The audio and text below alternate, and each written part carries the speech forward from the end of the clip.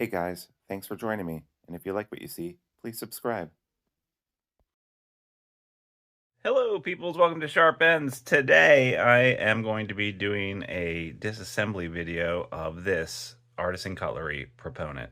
This thing is ginormous, and when I say ginormous, I don't think that this video is giving you exactly like the feel of how large this knife actually is. Now, the Proponent's been out for a while, but this is the version that has more custom materials. Instead of D2 and D2 knife steel, it's S35 VN, and it's got titanium scales, slabs of titanium. Just to give you an example, this is the Paramilitary 2 up against it. You can see how much thicker and bigger it is.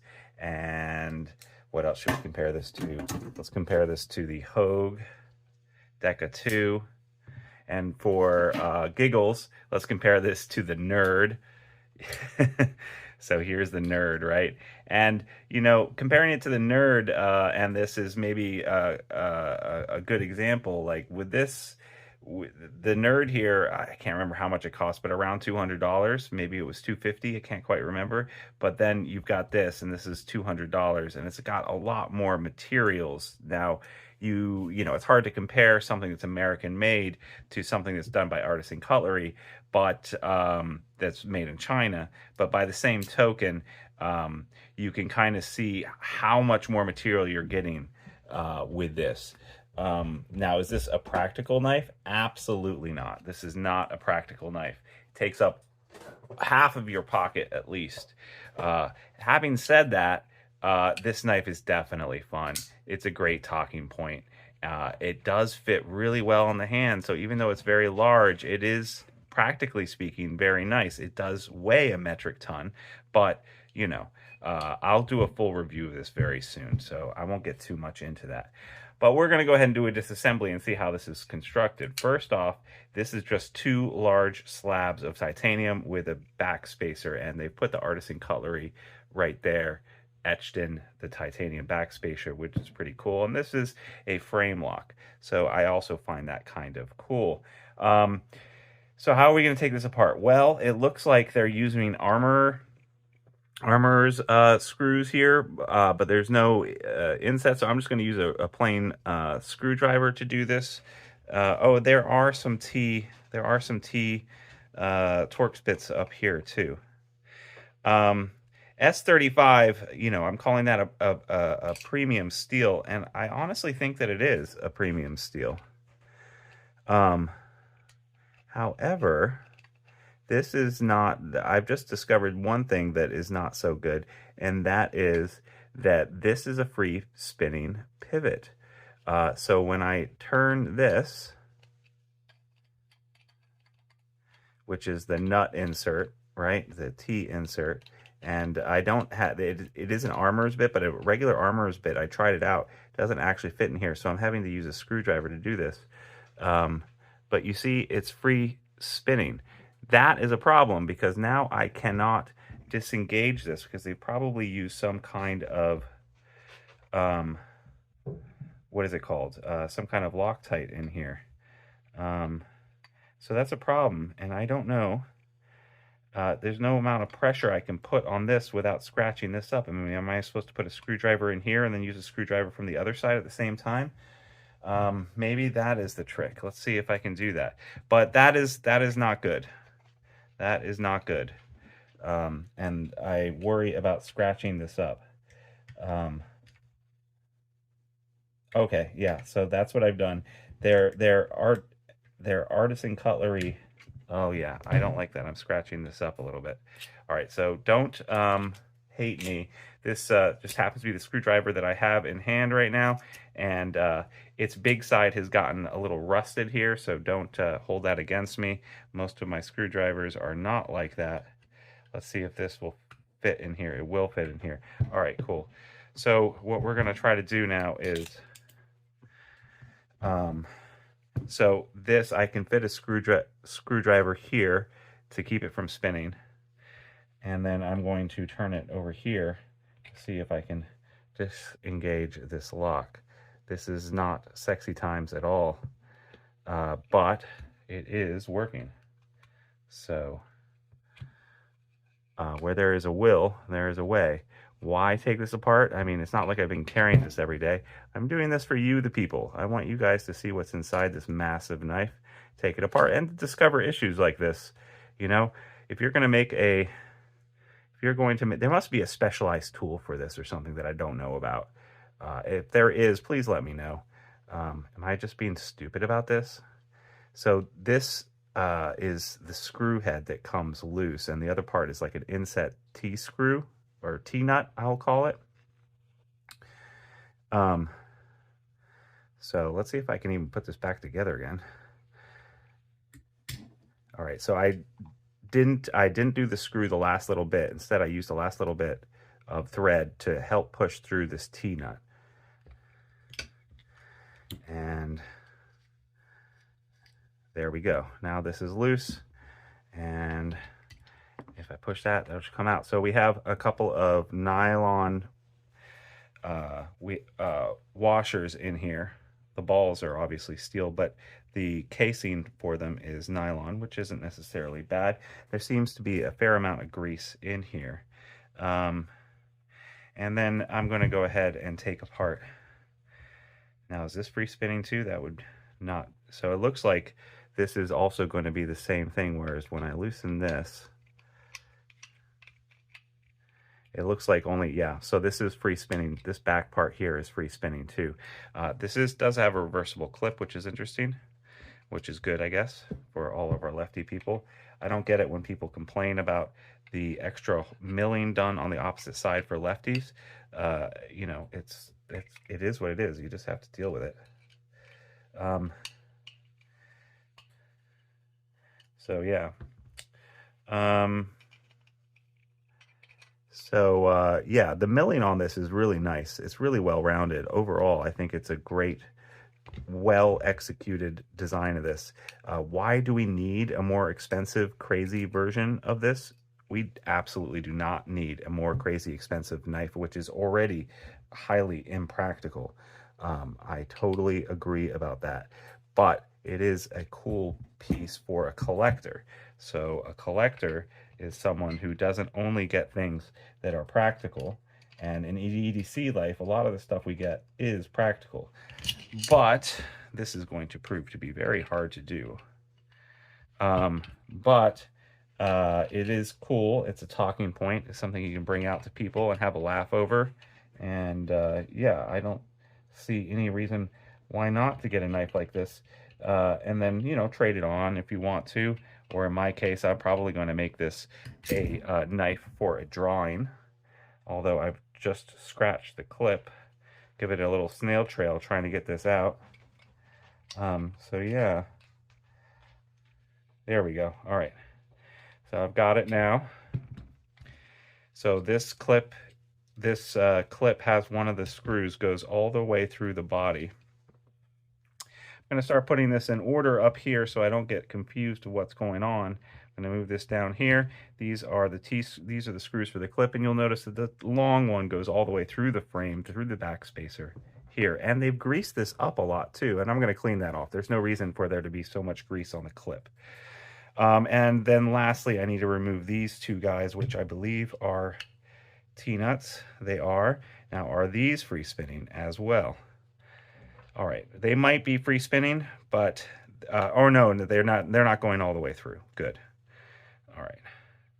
So I'm taking the show scale side off, and so that we can see the inside too.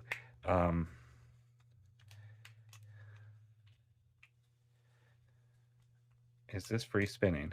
This shouldn't be free spinning. I didn't think this was a T-nut.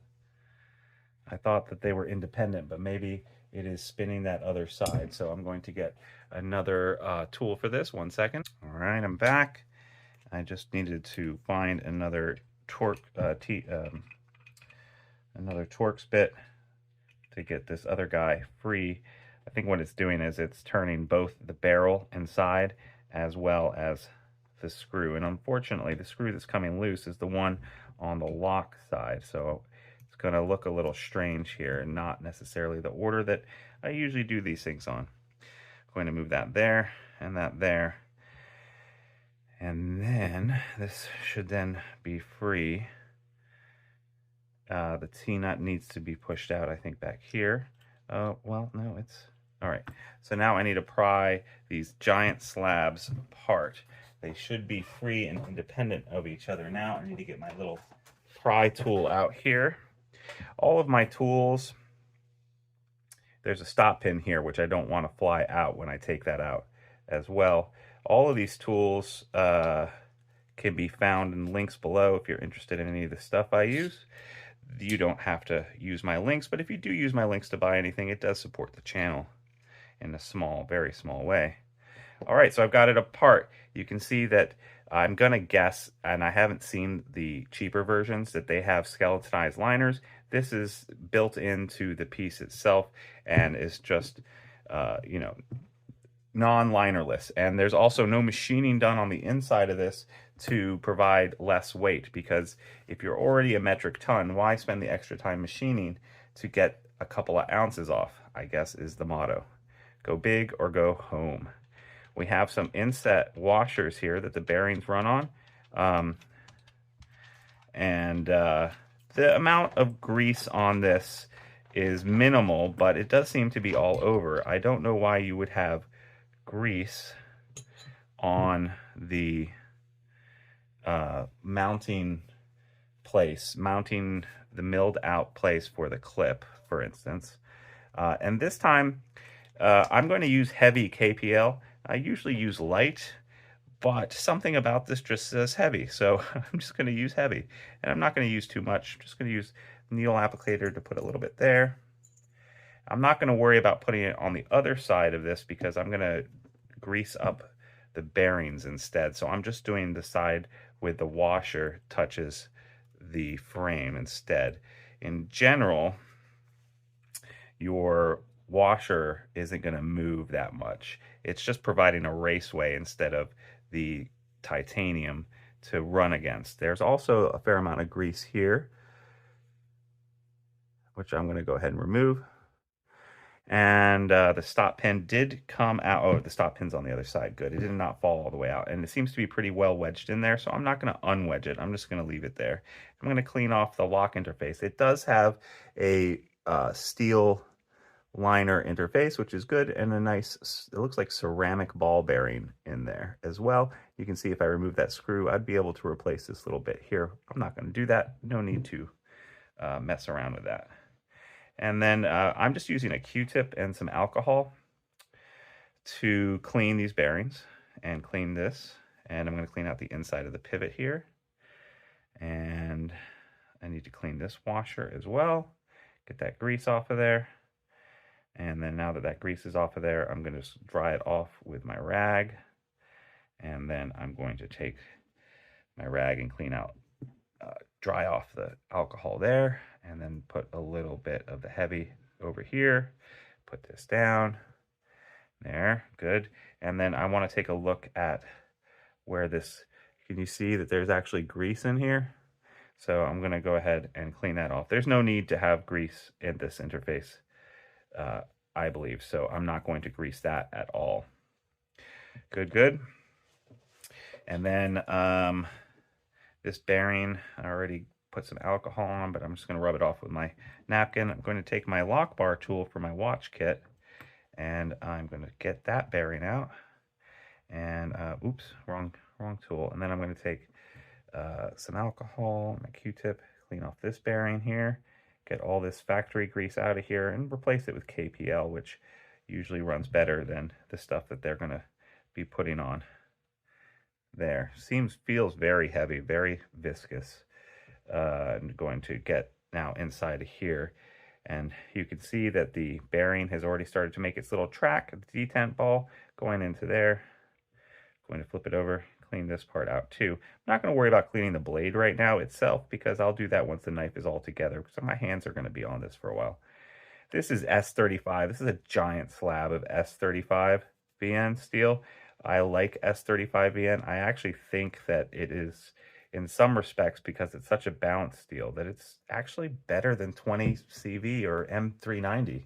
I mean, call me crazy, but I think that that it is better for all around practical use.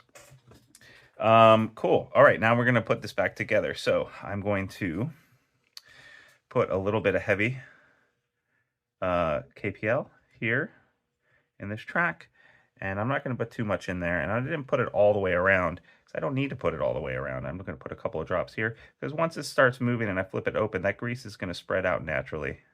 So I'm going to put some on these balls here, and then hopefully the viscosity of the KPL will keep it in there. It did not keep it in there, which is sad. So I have to hold it while I get this other side prepared. And again, put a little bit of grease here, bearing here, a little bit of grease on here, or lube, I should say, not grease. And then this needs to go through the show scale side, so that's not the show scale. Yeah, so the pivot goes through this side. Great, and then I need to put the blade on here. I did not put any grease or anything. Oh, I didn't put any on the pivot. I'm just gonna take this off and put just a little bit inside the collar here, inside where the pivot is, here as well. Put this back on, all right. Did not put any grease here on the lock face interface. You do not need that. That will only potentially give you a little bit of lock stick. It's not really going to do anything for you other than give you a little bit of lock stick. And then this should just, now I did have to pry it open, so oh, no, went on fairly easy. Then look how long this show pivot scale is here, or screw is here. Very, very long. And then I'm going to screw this down manually. Oh, before I do that, I'm going to go ahead and put just a little bit of Loctite. It doesn't look like there was Loctite on there. It just looks like it was tightened down really hard, which is interesting because given how much trouble I had with it, I thought for sure there was going to be. I'm going to take a little bit of the Loctite and put it on the end of my spring bar tool and put it inside on the threads on the inside rather than on the screw head itself. That's just the way I do it. You can also dip the tip of your screw itself in there and then do it that way. I've always done it this way. Well, not always, but that's the way that Three Rivers Manufacturing suggests that you take care and maintain your their knives, and I gotten used to doing it that way, and I think it works fine. So this is now finger tight in there, and then I am going to go ahead. So we're missing a screw here on this side. So I'm going to go ahead and do those 2 screws next. Again, I'm going to take some Loctite and I'm going to do some on the inside here. And then this back here did have some Loctite on it, interestingly enough, but the pivot did not. I wonder why, especially when they're being so liberal with the grease everywhere, why they didn't put any Loctite on the pivot. Maybe because they knew that since it wasn't locking, it would be a big pain in the butt to do. I don't know. I didn't show you the centerness of this knife before I closed it up, or before I opened it up, I should say. But it was perfectly centered, so hopefully this will not change. This maintenance will not change that fact. So we have 2 screws here. One is, oh wait, before we do that, we need to put this other backspacer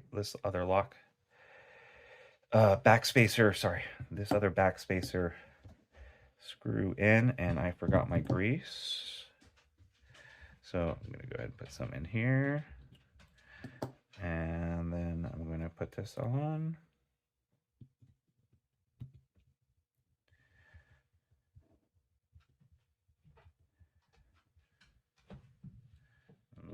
Tighten that up. Good. And on this side here, although I'm just going to put a half turn on these to make sure it is good. And then we have these guys back here. So I never took the T-nut out of this spot. That's going to be the large one.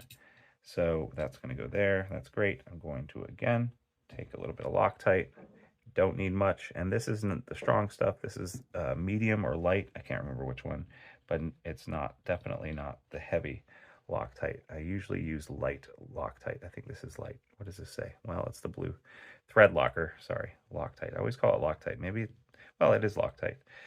All right, cool. Cover that up so it doesn't dry out. And then we're good to go on this guy. Like I said, I'm going to do a full review of this knife, even though it is absolutely ridiculous. And again, I am sorry about the rust on that one screwdriver. I lend tools out. This could have been something that I found as well, or that a student of mine was using and somehow it got wet. I'm not sure. Or it could be something that I actually took it to camping / sailing with me as a backup tool while I was sailing, and it could have gotten some rust on it from being exposed to salt water too while I was working in the field. They do not make screwdrivers usually with stainless steel. You'll be surprised to learn. All right, so this pivot isn't completely locked up. It's just finger tight, but I'm going to,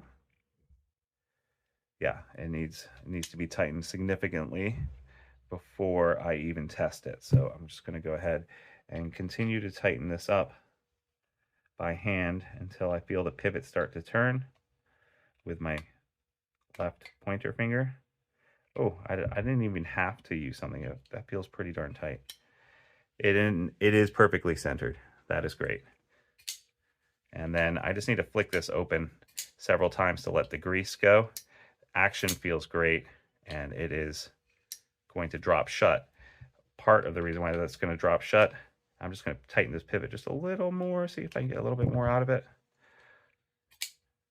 Yeah, that helped with the action a little bit. Part of the reason why this is going to drop shut is because the blade weighs a metric ton. All right, and then the last thing I need to do is try to get some of my fingerprints out of there. So how is this constructed? I think that the machining on this is really well done. I am a little disappointed that it doesn't have a locking, that it doesn't lock, that you need to do that awkwardness there. Although having said that, once I figured it out, it was fairly easy to do that. And am I wrong? This is the first time I've taken apart an Artisan Cutlery Premium knife before. So am I wrong in thinking that maybe there's a specialized tool for that, or did I do it the correct way? I basically just put a flathead in one of these, even though it's off center, and it seemed to work just fine. Yeah, so let's try this out again. Are we still nice and centered? Yeah, we are nice and centered. Oof, yeah. This is just a fun knife. I mean, obviously, I'm not going to carry this hardly at all, but it is a fun knife. And it's something I really wanted to check out. I really like this texturing. Anyway, I'll go over all of this in a full review that you'll see shortly, but I just wanted to do this disassembly video of this hilarious knife that makes me smile every single time I pull it out. Thanks so much for watching this video and supporting me. Like and subscribe. If you want to become a Patreon member, please do. Down below, there's a link, and you can find a link to all the tools that I used as well. Thanks so much, guys, and I'll see you next time on Sharp Ends. Bye-bye now.